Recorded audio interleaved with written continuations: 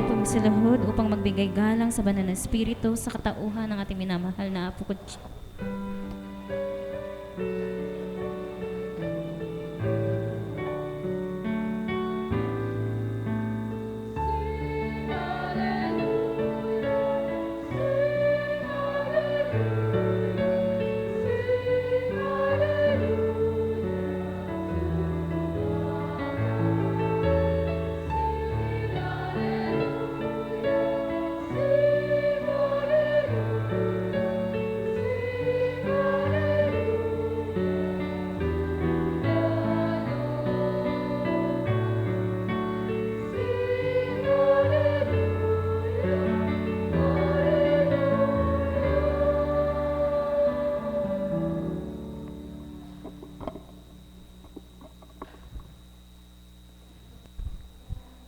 Sumainyo ang kapayapaan.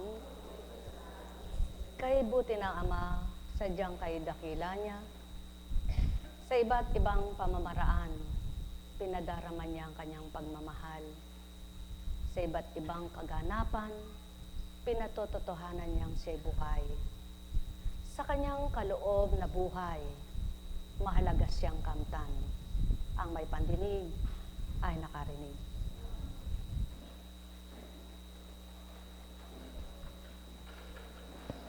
Paano nyo ba kinikilala ang Diyos na inyong tinatawagan? Paano nyo ba siya lubos na tinatanggap? Paano nyo ba napapatotohanan ang kanyang paglingap? Paano nyo ba mapapatotohanan na siya'y kumikilos sa inyong buhay? Paano nyo ba siya lubos makikilala? Ano ba ang pamamaraan ng bawat isa? Ang pagkilala sa Ama, kanya-kanyang pamamaraan at pagpaparaan, subalit ang tunay na kikilala, siya'y masusumpungan. Paano nyo ba kinikilala ang kapwa nyo? Sinusuri nyo ba ang kanilang buhay? Ang naibibigay at maibibigay? Ang magagawa sa inyo? O kahit walang magawa sa inyo, walang maibigay, kapag nadama nyo ang kanyang pagmamahal, ang kanilang pagmamahal, ang kanilang kabutihan, natututunan nyo silang tanggapin na makatotohanan. Paano ba ang pamamaraan para pakikipagkapwa-tao? Pakikiisa at pakisalamuha. Paano nyo ba ito makakamtang lubos? Na ang pagdaramdam ay mapaparang. Ang mapapalit ay pagmamahal. Na ang lahat ng di marapat ay may wawaksi at ang dapat ang siyang makakamtan at tatanggapin. Mga minamahal, walang perpektong buhay, walang perpektong tao, walang perpekto sa mundo, maliban ang Diyos Ama, Diyos Anak at ang Espiritu nila. Kaya't halina mga minamahal ko, patuloy na ang mahal at mahal na mahal niya ay ang mga katauhan na pinagsusumakitan at nagpapakasakit ang Espiritu niya para sa lahat upang tamuhin, kamtiin at malubos ang pagtanggap. Halina kayo mga minamahal ko, patuloy niyo nawang kamti ng dinyo na sisilayan. Espiritu ng katotohanan, Diyos na walang hanggan, walang kamatayan, noon ngayon at kailanman. Sumainyo ang paghahari na walang katapusan. Nekkaramaniyahanam, nekkaramaniyahanam, nekkaramaniyahanam. Kahit gaano kabutit kaganda ang ginawa mo sa kapwa mo at gagawin mo sa kapwa mo, hindi lahat ng kapwa mo ay magiging mabuti rin sa iyo. Subalit, ang Ama, lahat ng anak niya, gaano man kabutit kaganda ng mga gawa ng mga anak niya, ang higit na nais niya, lubos-lubos, kilalanin at tanggapin siya. Kaya't napakahalaga ng pagkilala, pagtanggap, Di man matwid kayo sa pananaw ng kapwa nyo, matwid lang kayo sa pananaw ng Ama. Sapat na, mainam na kayo'y payapain niya, pagalakin at aliwin pa. Ang may pandinig ay nakarinig. Nek karamaniyahanam, nek karamaniyahanam, nek karamaniyahanam. Buhay ba ang Ama? Tapat ba ang Diyos? Totoo ba ang Diyos? Iba't iba ang nagiging dahilan ng paglabo ng mga mata. Gayon din ang paglabo ng kaisipan ng tao.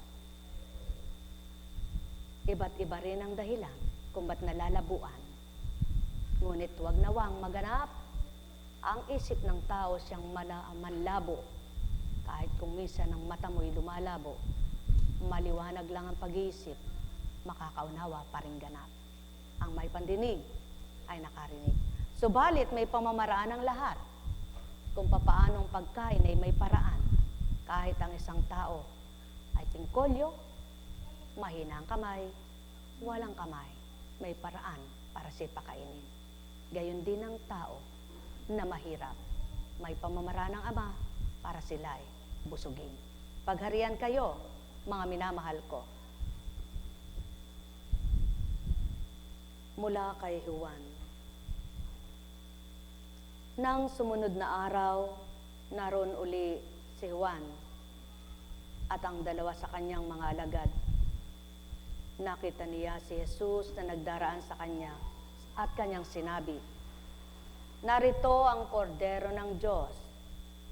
Narinig ng dalawang alagad ang sinabi niya at sumunod sila kay Jesus. Lumingon si Jesus at nang makitang sumusunod sila ay kanyang tinanong, "Ano ang hinahanap niyo?" Sumagot sila, "Saan po kayo nakatira, Rabay?" Ang kahulugan ng salitang ito'y guro. Halika kayo at tingnan ninyo ani Jesus. Sumama sila at nakita nila ang kanyang tinitirhan at tumuloy sila roon sa kanyang tirahan.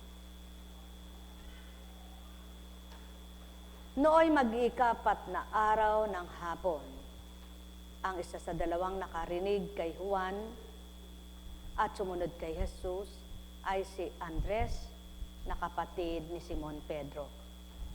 Una niyang hinanap ang kapatid niyang ito at kanyang sinabi sa kanya, "Natagpuan na namin ang Mesiyas." Ang kahulugan ng salitang ito'y Kristo. At siya'y isinama ni Andres kay Juan. Tiningnan ni Jesus si Simon at sinabi sa kanya, "Ikaw si Simon na anak ni Juan, ang ipangangalan ko sa iyo'y Cephas." Ang katumbas ng pangalang ito'y Pedro.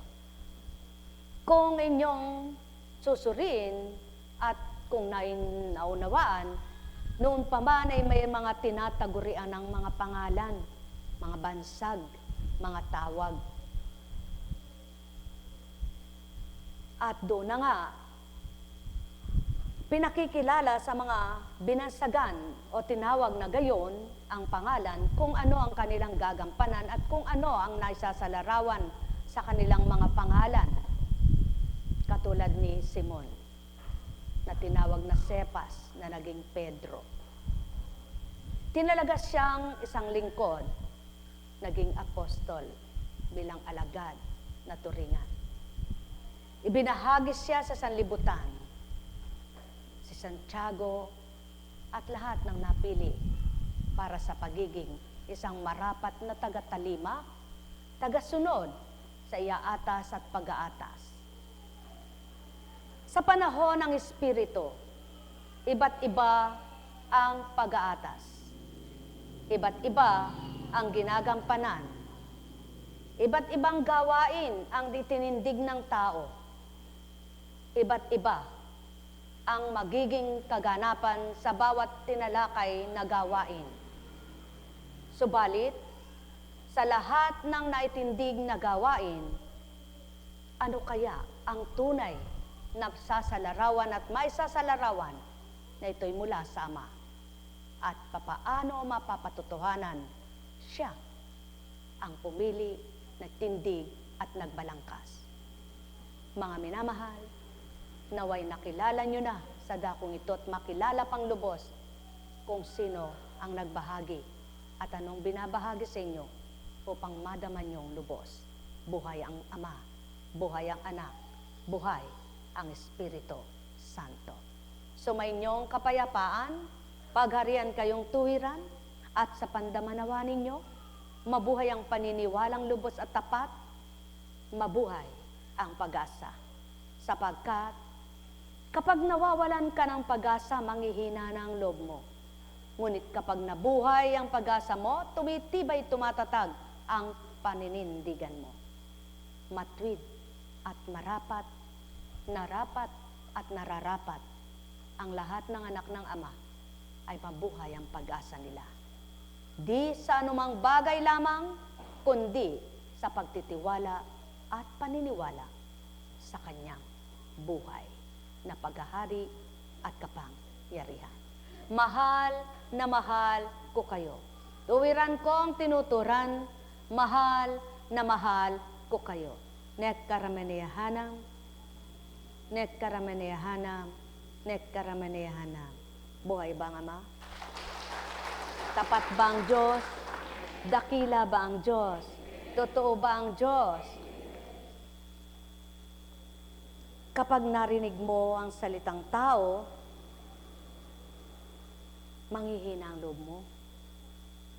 Katulad halimbawang, ano ba naman ikayan? Unang taon pa lamang, Enero pa lang, pagsubok na. Kung ikay nanghihina na at mahina ang loob mo, masasabi mo, oo nga ano. Ngunit kapag pinagtibay ka ng Ama, ano naman ang pagkakaiba sa unang buwan at unang araw? Samantalang ang hangin ay napipihit kung saan dako dadalhin. At ang panahon ay nababago.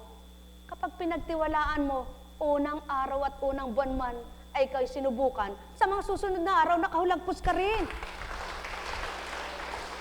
Sapagkat ang paniniwalaan mo, yung sinabi ng Ama, sa banal na aklat niya, na naital at nababasa, walang bagyo sa buong panahon. Sa makatwid, ang mga buhayang pananalig at buhayang pananampalataya, ang kanilang inaasam-asam at inaasahan, ang salita ng Ama, ang makapangyarihang salita niya, ang siyang magaganap at matutupad, hindi ang salita ng tao. Kaya, kapag dumaranas kayo, alalahanin ninyo ang salita na nagbibigay tatag, tibay at liwanag. Hindi ng pagdidilim, nagbibigay kapayapaan, hindi ng kaguluhan. Nagbibigay katatagan, hindi karupukan. Nagpapalakas ng loob at tapang ng isip, hindi nagpapagupo at nagpapabagsak. Kaya ang salitang banal ay napakahalaga. Sa mga naniniwala at tuwirang naghahanap, masusumpungan nila ang tunay na liwanag. Ang may pandinig ay nakarinig, sapagkat ngayon hilahod ka, halos igupo ka ng mga pinagdaranan mo.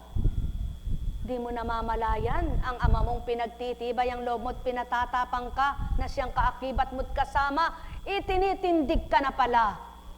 Kaya yaon ang marapat maghari sa lahat. Ang pagtitiwala, ang paniniwala, ang matibay na pag-asa at matapat na pagtanggap. Sa Diyos Ama, Diyos Anak, at Diyos Espiritu Santo. Mahal na mahal ko kayo. Tuwiran kong tinuturan, mahal na mahal ko kayo.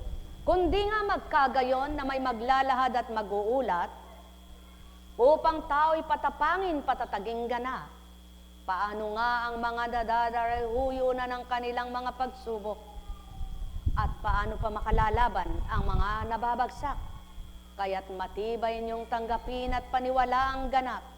Diyos Ama ang nagpipihit ng buhay ng tao para baguhin at mabago ang panahon at ang kalikasang tinatawag na iba't ibang paraan tulad ng mga natutupad. Sa ibabaw ng lupa ay napapasilay, padama, parinig.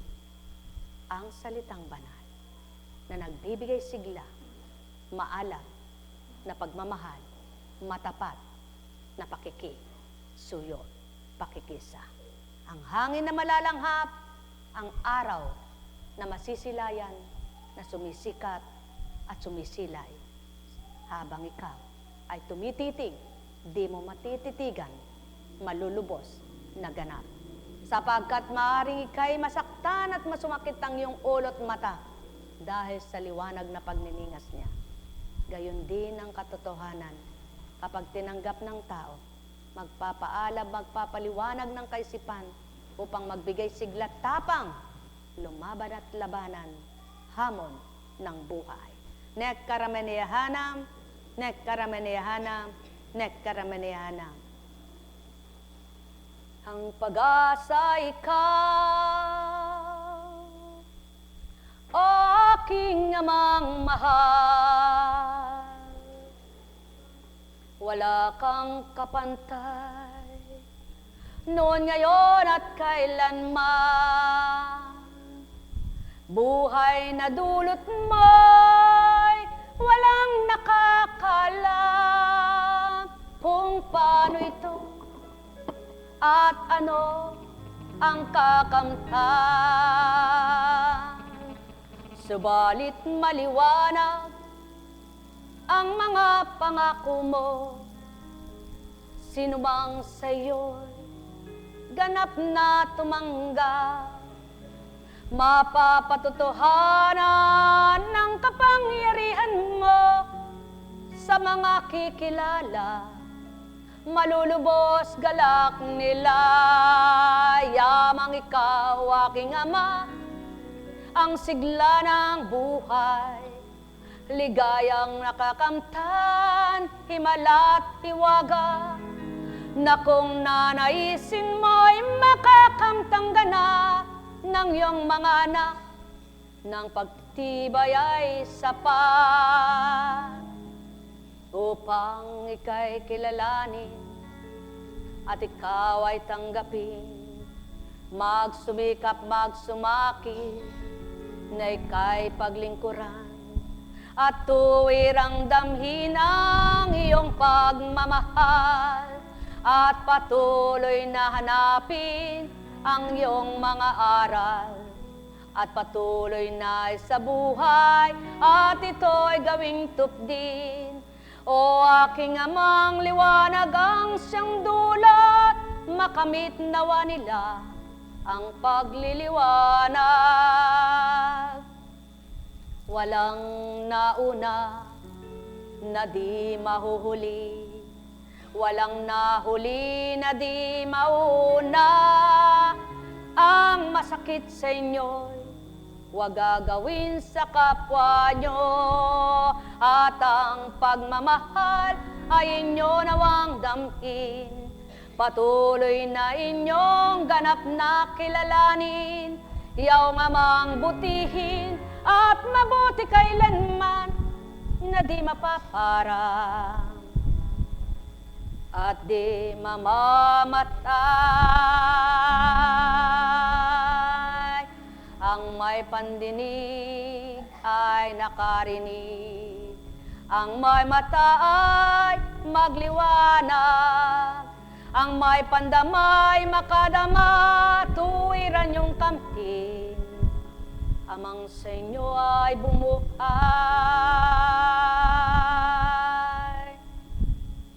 Nekkarameneyahanam, nekkarameneyahanam, nekkarameneyahanam.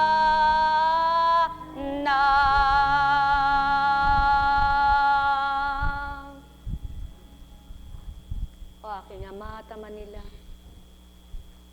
lakas mo at tibay ang kailangan ng iyong mga anak upang maging kalasag nilang lahat. Espiritu mong buhay na di mamamatay, ang kanila nawa matanggap.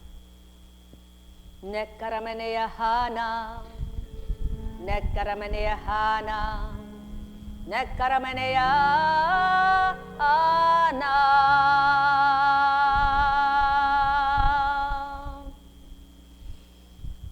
Buhay bang Ama? Tapat ba ang Diyos? Totoo ba ang Diyos? Kapag magkakasama kayo sa gampanin at gawain, ang di mo kaya, maring kaya ng iba. Kaya't kung magkakaisa at nagkakaisa, kapwa sila nagsusumakit at nagsusumikap para sama. Kung di mo ginagawa ngayon at wala kang kakayang gawin ito, ang iba namang kapwa mo, lingkod at kasama, ang siyang tutupad at gaganap. Lugod na lugod, yung Ama, sa pagsilay at nakikita niya sa mga anak niyang tapat at totoo sa pagsunod sa Kanya. Nek karamaniyahanam, nek karamaniyahanam, nek karamaniyahanam. Buhay ba ang Diyos? Buhay ba ang Diyos? Tapat po ba ang Diyos? Totoo ba ang Diyos? Purihin, purihin, purihin ang Ama, dakilang walang kapantay. Kung susuriin, o nga naman, kung minsan kay daling gamutin, hindi agad mapagaling. Kung minsan naman, mahirap na sakit, kay daling hiwaga na kamit, madla ng pawang mga anak niyang sa kanya'y may tiwala. Buhay ba, Ama? Buhay ba ang Diyos? Kaya mula sa unang sulat ni Juan, mga anak, huwag kayong padaya kanino man. Ang sinumang gumagawa ng matwid ay matwid, katulad ni Kristo. Ang nagpapatuloy sa pagkakasala ay kampo ng demonyo. Sapagkat sa simula pa'y gumagawa na ng kasalanan ang dyablo. At naparito ang anak ng Diyos upang wasakin ang mga gawa ng dyablo. Ang tinanggap ng Diyos bilang anak niya ay hindi nagpapatuloy sa pagkakasala, sapagkat siya'y may bagong buhay na galing sa Diyos. At yamang ang Diyos ang Ama niya, hindi siya maaaring magpatuloy sa pagkakasala. Dito makikilala kung sino ang mga anak ng Diyos at kung sino ang mga anak ng dyablo. Ang sino mang hindi gumagawa ng matwid at hindi umibig sa kanyang kapatid ay hindi anak ng Diyos. Ang may pandinig ay nakarinig. Buhay ba ang Ama? Tapat ba ang Diyos? Totoo ba ang Diyos? O kay buti ng Ama, kay dakila niya, wagas at tapat ang pag-ibig niya. Pangako niya'y buhay, tinutupad niyang mainam at nasa sa buhay ng mga anak niyang sa kanya'y tumanggap at nagnanasang maging ganap. Ang kanyang mga aral na patutoo at walang pagkabula, makapangyarihan kanyang salita. Ang may pandinig ay nakarinig. Pawang katotohanan, kumisan simpleng gamutan, kay raming nakikinabang. Kumisa naman, malalim na gamutan, wala isa man nakinabang. Ano nga ba ang buhay? Kung tao lang ang nagpapagaling, isin sana lahat ng gusto niyang pagalingin ay gumaling.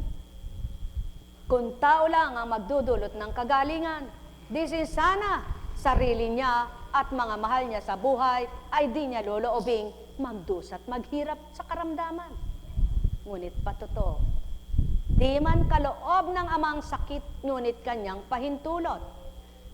Sa matibay at matapat na pananalig, kayong lahat may kalayaan ding ganap habang may buhay. Buhay ba ang Ama?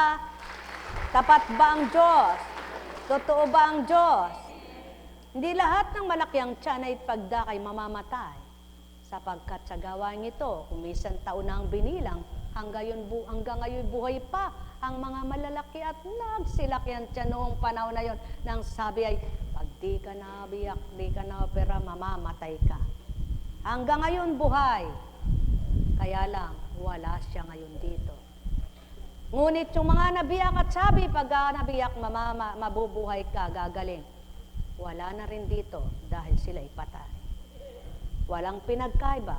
Ang salita ng tao ay salita ng tao, ang salita ng Ama may buhay at kapangyarihan. Ang may tiwala at paniniwala, makarinig na tuwiran.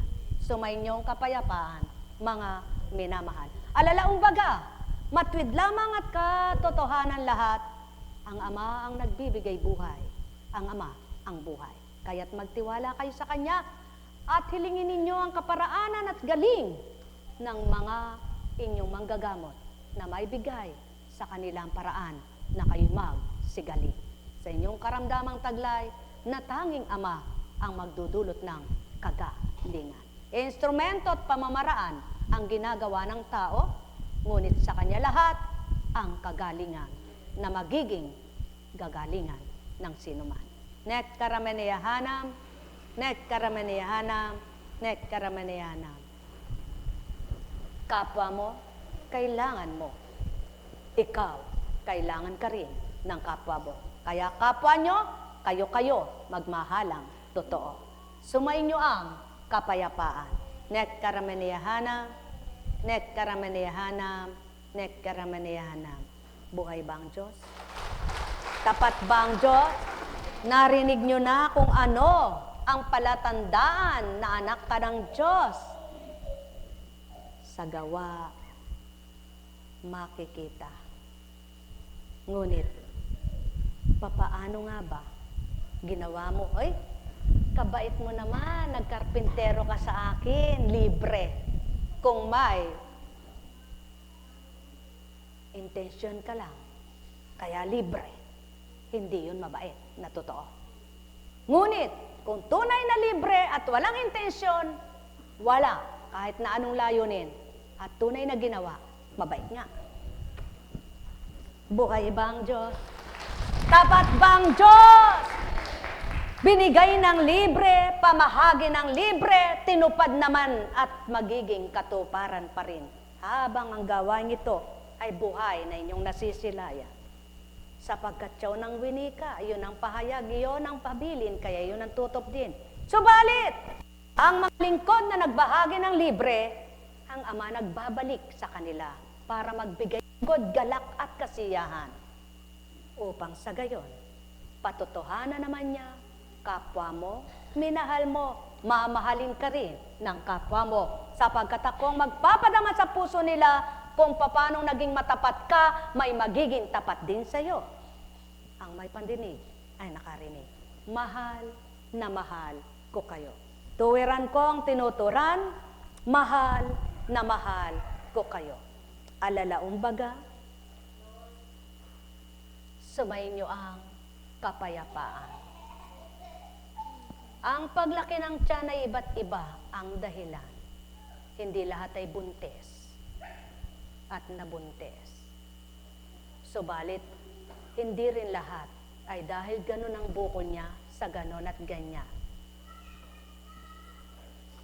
Iba't iba, ngunit tanging Ama ang nakalilirip na kasusuri ng inyong loob, kaya't ibigay nyo ang galak na katapatan sa Kanya'y umasa.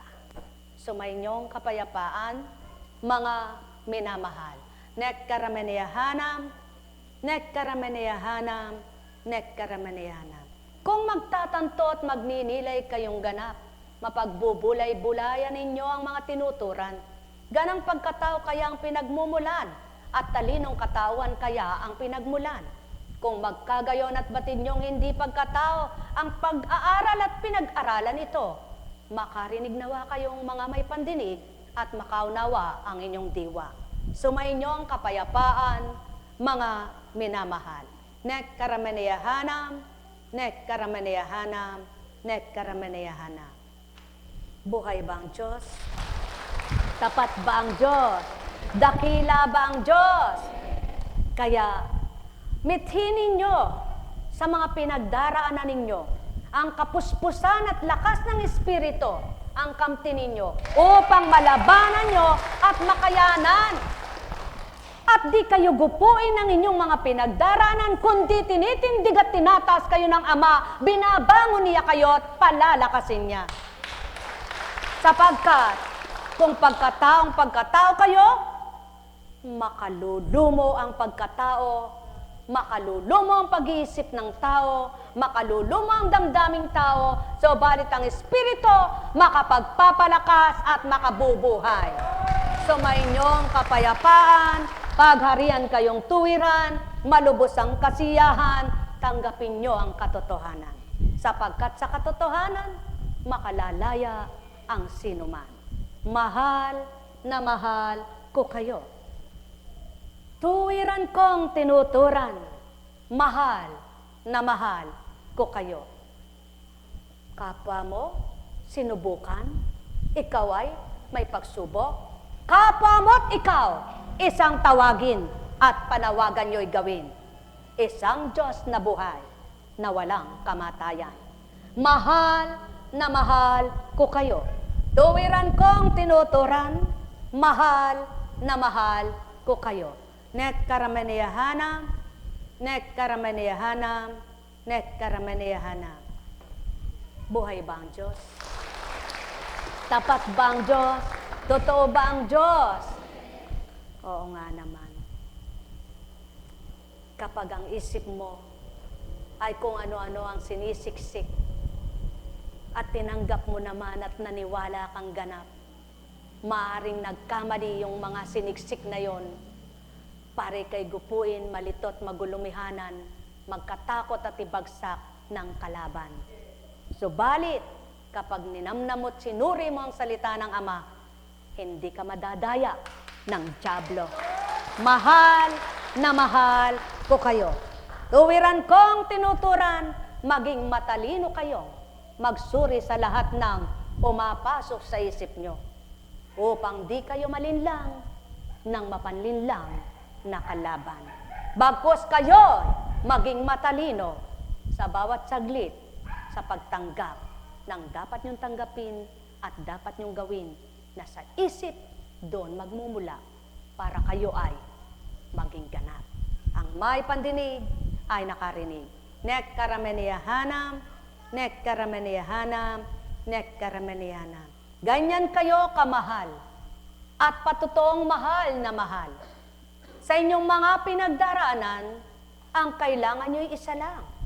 Ang tunay na magtitighaw, magulagpos magdadaan na di ninyo nakikita, ngunit magpapadama at makapananahan sa inyong buong katauhan kung nanamnamin nyo lamang buhay na magiging templo at tahanang mainam.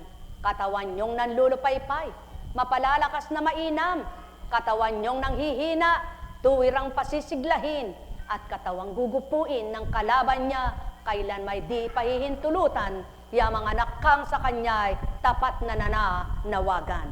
Sapagkat habang may buhay, may magagawa ang Ama. Nek karamaniyahanam, nek karamaniyahanam, nek karamaniyahanam. Buhay ba ang Diyos? Tapat po ba ang Diyos? Totoo ba ang Diyos? Kung minsan sarili mong tinago, hindi mo makita. Sarili mong sininop, inis-inis ka kapag pagkatao ang pinairal mo. Sapagkat, kapag alam mo doon mo nilagay, kapag alam mo doon mo nilalagay, pag hindi mo makita at nagpakatao ka, sigurado talo ka. Subalit, pabayaan mo siya, kapag nilabas na tinakda ng Ama, pakikita niya rin siya. Alam kong magagawa ang Ama. Alam kong may magagawa ang Ama. Pagkat winika niya, manalig ka na. Bawat araw ako sa inyo naghihintay. Alam kong diringgin kayo ng Ama. Aba na, welcome. Alam kong diringgin kayo ng Ama, pagkat winika niya, manalig ka na. Bawat araw ako sa inyo'y may nakalaan. Mayroong magandang mangyayari sa inyo, aking mga minamahal. Mayroong magandang mangyayari sa inyo, manalig umangkin at tanggapin. Alam kong may magagawa ang Ama. Alam kong may magagawa ang Ama, pagkat winika niya, manalig ka na.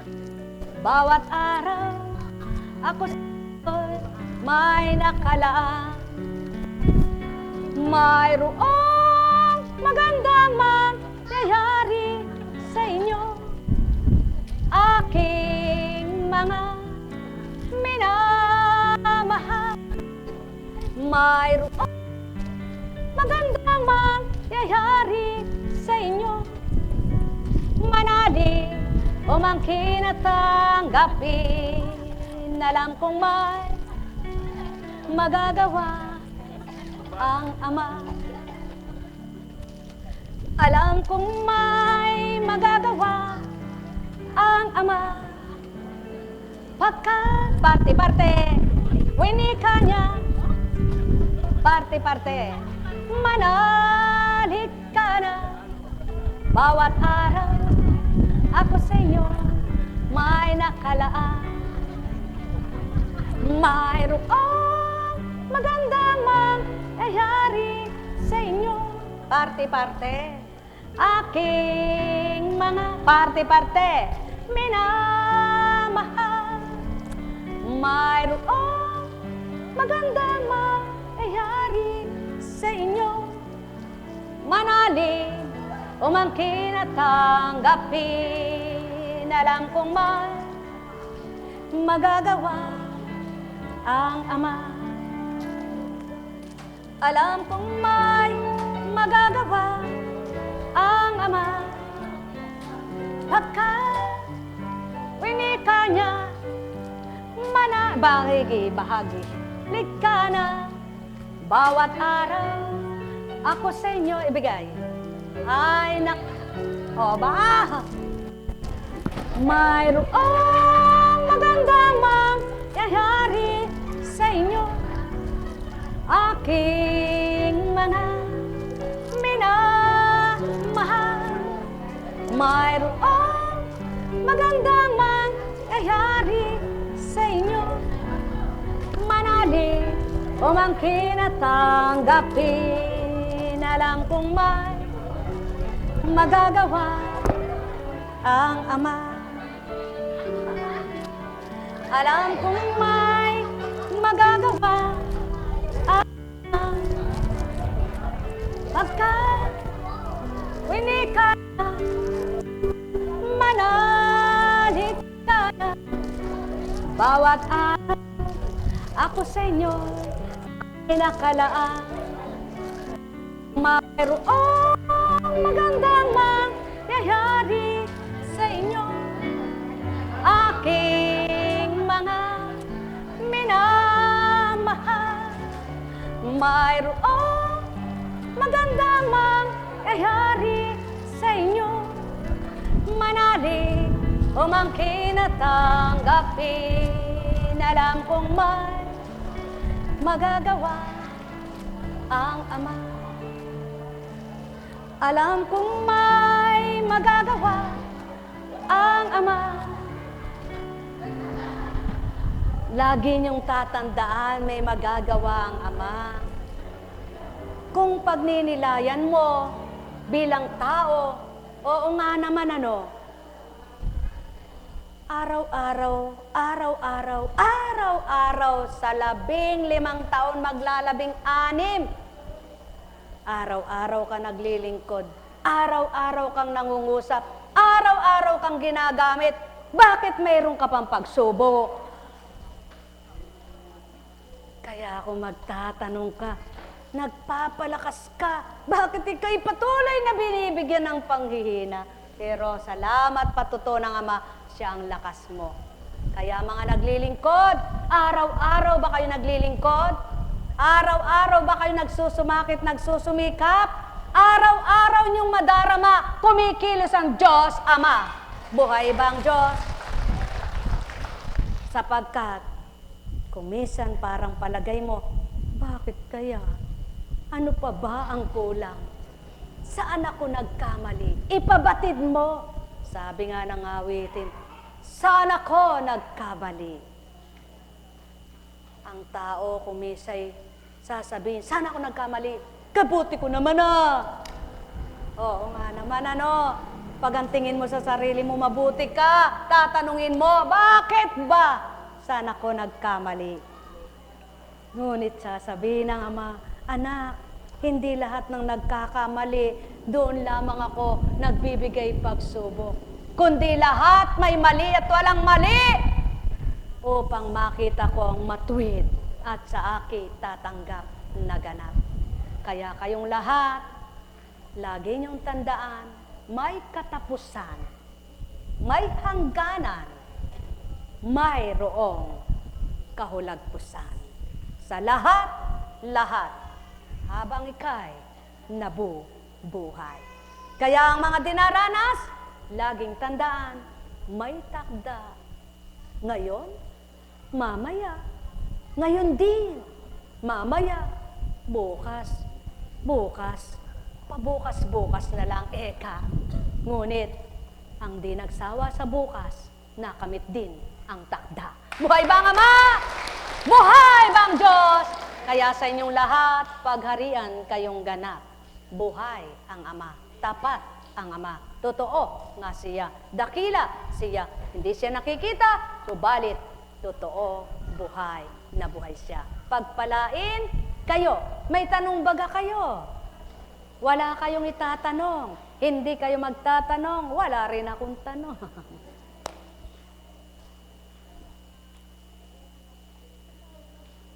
Taga saan kayo?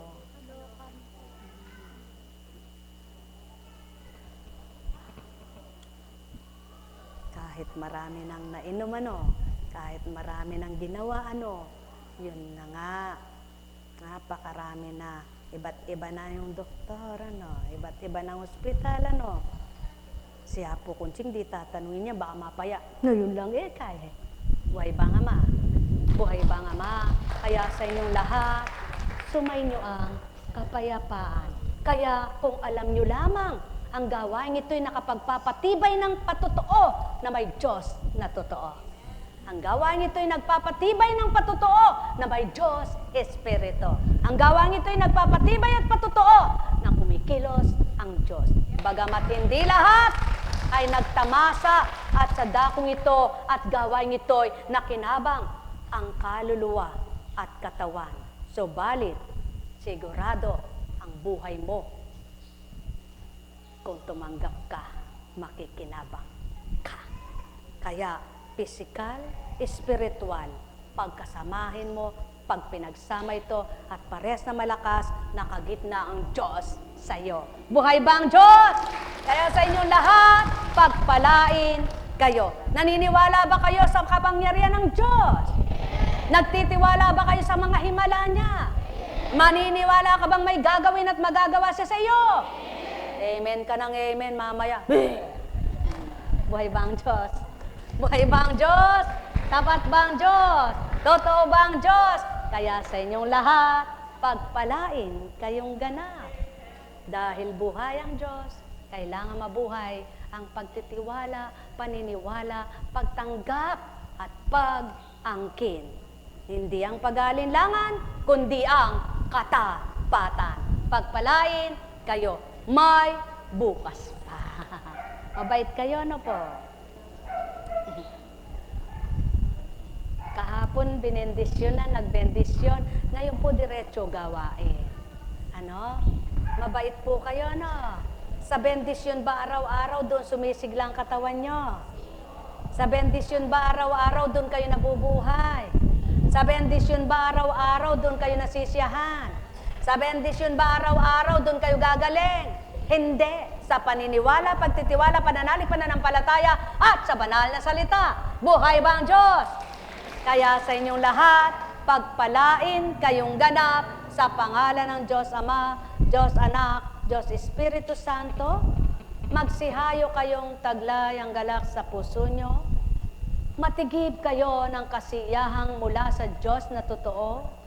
Mabuhay ang ligaya at pag-asa sa puso nyo, upang ang kapayapaan at kapanatagan ng kaisipan ay maghari sa inyo, at ang lakas at tibay ng pananampalataya ay mabuong ganap sa inyo. Ang pagpapalang tagumpay ay kamtin nyo. Pagpalain kayo.